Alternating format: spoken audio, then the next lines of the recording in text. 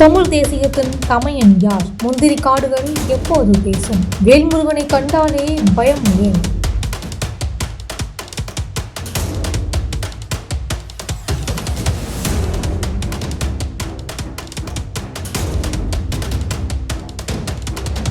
தமிழகத்தில் தமிழ் தேசிய அரசியலின் மீது நாளுக்கு நாள் அதிகரித்து வரும் ஆதரவு மற்றும் அதன் முகமாக உருவெடுத்து வரும் தமிழக வாழ்வுரிமை கட்சி தலைவர் வேல்முருகன் அவர்களின் அரசியல் எழுச்சி தற்போது அரசியல் எதிரிகள் மற்றும் பிற தேசிய தோழர்களிடையே பெரும் பதட்டத்தை ஏற்படுத்தியுள்ளது. அண்மையில் நடைபெற்ற ஒரு கூட்டத்தில் மேடையில் பேசும்போது பெண் குழந்தைகளுக்கான பாதுகாப்பு, சமூக கட்டமைப்பில் பெண்களின் நிலை குறித்து எச்சரிக்கை மற்றும் அறிவுரைகள் கூறிய வேல்முருகனின் வார்த்தைகளை சில சமூக வலைதள கணக்குகள் தவறாக திசை மாற்றி பரப்பி வருகிறார்கள். இதற்கு காரணம் வேல்முருகனின் மேல் இருக்கும் பயம்தான். ஏன் இவர்களுக்கு இந்த பயம்? எதற்காக வேல்முருகனின் தமிழ் தேசிய அரசியல் வளர்ச்சியை கண்டு இவ்வளவு பதட்டம் இவர்களுக்கு? வேல்முருகன் தமிழ் தேசிய அரசியலை மையமாக கொண்டு செயல்படுகிறவர். தமிழ் மக்களின் உரிமைக்காகவும் தமிழீழ விடுதலை போராட்டத்தின் உணர்வுகளுக்காகவும் அச்சமின்றி குரல் கொடுக்கும் அவர் இளைஞர்களிடையே ஒரு நம்பிக்கையின் கொடியாக உருவெடுத்துள்ளார். அவரை பின்பற்றும் இளைஞர்களின் பெருக்கம் சிலருக்கு பெரிய அச்சமாகவே இருக்கிறது. முந்திரி காடுகள் பேசினால்தான்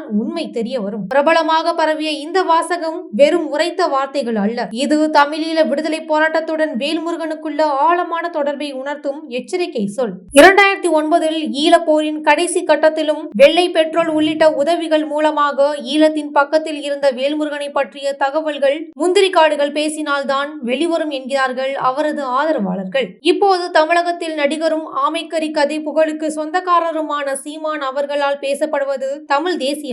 இவர் பேசும் தமிழ் தேசியம் சாத்தியப்படுமா என்பதுதான் இன்றைய விவாத பொருளாக உள்ளது. மேலே குறிப்பிட்ட ஆமைக்கறி சீமான் அவர்களின் தமிழ் தேசிய போர்வைக்குள் இருக்கும் பாஜக கொள்கை தமிழ் தேசிய சூழலுக்கு நியாயமானது அல்ல, முற்றிலும் தமிழ் தேசிய கொள்கைக்கு எதிரானது என்பதுதான். தற்போது சீமான் பேசும் தமிழ் தேசியம் உண்மையா என்பது ஒரு பெரிய கேள்விக்குறியாக உள்ளது. சிலரின் பார்வையில் அது உணர்ச்சியற்ற அரசியல் நாடகம் மட்டுமே. அதே நேரத்தில் நடிகர் விஜய் நேரடியாக தமிழ் தேசியம் பற்றி பேசவில்லை என்றாலும் சமூக அரசியல் பிம்பங்களை நிரம்பி வருகிறார். ஆனால் இவர்கள் இருவருமே உண்மையான தமிழ் தேசியத்தின் அடையாளமா என்ற கேள்விக்கு வேல்முருகன் தான் பதில் என தொலைநோக்காக தமிழர்கள் தமிழ் தேசிய உணர்வை யதார்த்தமாக ஏற்று சட்டப்பூர்வமாக முறையில் அதை அரசியல் பிம்பமாக உயர்த்தியவர். ஈழத் தமிழர்களுடன் 15வது வயதில் இருந்து உறவு கொண்டவர். புலிகள் இயக்கத்துடன் நேரடி தொடர்பு கொண்டவர். மௌனமாக செயல்பட்டு பல உண்மைகளை வெளிக்கொணராமல் இன்னும் பொறுமையாக செயல்பட்டு வருகிறார். அரசியல் சூழ்நிலையை மதித்து திராவிட அரசியல் வழியாக மக்களின் பிரச்சனைகளுக்கு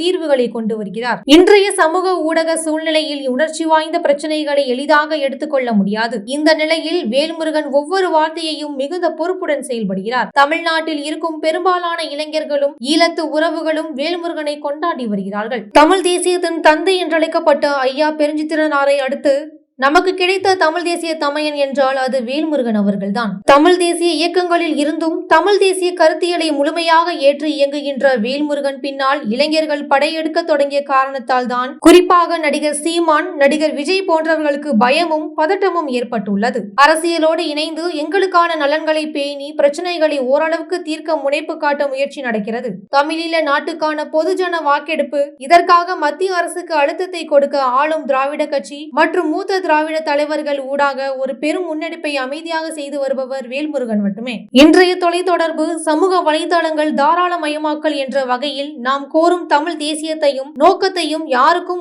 ஊறு விளைவிக்காமல் இது உணர்ச்சி பூர்வமான பிரச்சனை என்பதால் கவனமாக கையாள வேண்டும். இதை தமிழக வாழ்வுரிமை கட்சி தலைவர் வேல்முருகன் சிறப்பாக செய்து வருகிறார். தமிழ் தேசியத்தின் தமையன் என்ற மரியாதையை தற்போது வேல்முருகன் அவர்கள் பெறுகிறார். அவரை சுற்றியுள்ள அரசியல் சூழ்நிலை முந்திரி காடுகளால் இன்னும் சிறிது காலம் சுடப்படும்.